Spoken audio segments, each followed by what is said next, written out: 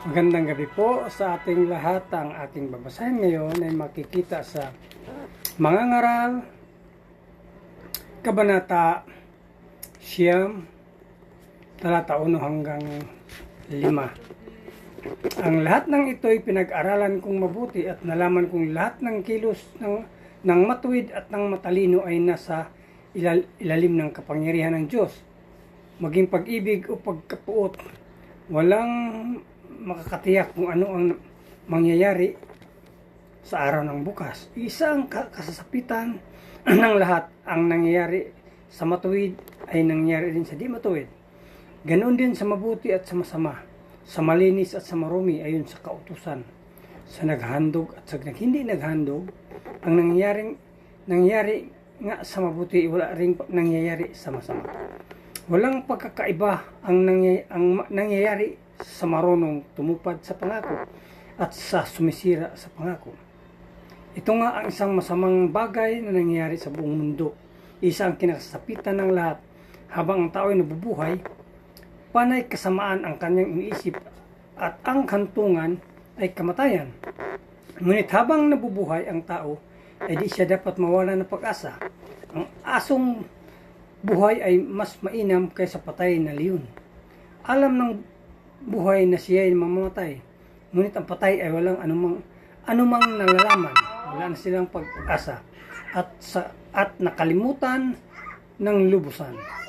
Yun lang po, maraming salamat. Purihin Panginoon, God bless. Muli po, isang mapayapang gabi sa ating lahat. Ang aking po ibabahagi ngayong gabi ay mula po sa Aklat ng Mga Ngaral, Kabanata Siyam, sa talata 6 hanggang 8. Ito po ang nakasaad. Nawawala patikan ng pag-ibig, pagkapuot at pagkainggit, ano pat wala silang namamalayan sa anumang nangyayari sa mundo. Sige, magpakasaya ka sa pagkain at pag-inom sapagkat iyon ay tinakda ng Diyos para sa iyo. Naway lumigaya ka sa bawat oras. Ito po ang nakasaad sa banal na kasulatan. Tayong sa mga lumikha lamang po ang pinakamataas na papuri, pasasalamat. Amen. Isang pagpalang gabi po sa ating lahat. Ang akin pong babasahin ngayon ay mula sa libro ng Mga Ngaral, chapter 9, verses 9 to 12. Magpakasaya ka kasama ang minamahal mong asawa sa buhay mong walang kabuluhan na ibinigay ng Diyos dito sa mundo. Sapagkat para sa iyo naman iyan, para sa pagpapaggal mo rito sa mundo.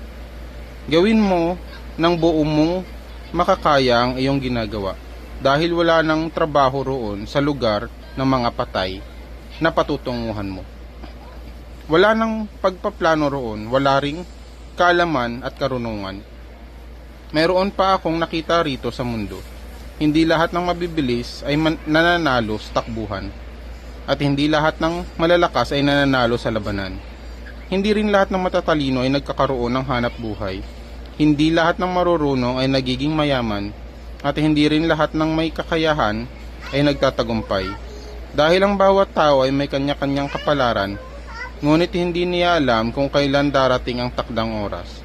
Tulad siya ng isang ibong nabitag o ng isdang nahuli sa lambat. Biglang dumarating sa tao ang masamang pagkakataon na para siyang nahuli sa isang patibong. Amen. God bless po. Gandang gabi po sa ating lahat. Aking babasahin ngayon ay makita sa Ecclesiastes, chapter 9, verses 13 to 15. Narito pa ang isang halimbawa kung paanong ang karunungan ay inuunawa sa mundong ito. Mayroong isang maliit na bayan na kakaunti ang mamamayan. Inubkob ito ng isang hari, nagpahanda siya ng lahat ng kailangan sa pagsalakay. Nagkataon na sa bayang iyon ay may isang mahirap ngunit matalinong tao na kapag-isip ng paraan upang miligtas ang nasabing bayan, subalit pagkatapos wala nang nakakaala sa kanya. Yun lang po, maraming salamat. Purihin Panginoon, God bless. Hindi po, isang mapagpalang araw po muli sa ating lahat. Sabi po dito sa Ecclesiastes chapter 9 verse 16 to 18, sinabi ko mas mabuti ang karunungan kaysa lakas, ngunit kadalasan ay hinahamak ang marunong sa mahirap at hindi pinakikinggan ang kanyang mga salita. Sa 17, tahimik na salita ng marunong ay higit ng mabisa kaysa sa malakas na sigaw ng pinunong namumuno sa mga mamang. Sa 18, mas mabuti ang karunungan kaysa sandata sa digmaan. Ngunit ang isang makasalanan ay maaring makasira ng maraming kabutihan. So dito makikita po natin, no, na yung karunungan po ay higit na makapangyarihan, no, sa anumang uri ng lakas. At dito makikita natin, no, na hindi po pisikal na lakas o kapangyarihan yung tunay po na susi ng tagumpay, kundi yung karunungan mula sa Diyos, no. At dito makikita rin po natin, no, wag po nating maliitin, no, yung taong marunong kahit siya po ay mahirap. Kumbaga po talagang yung halaga ng tao ay hindi nasusukat sa kanyang kayamanan, kundi sa kanyang karunungan at pagkatao.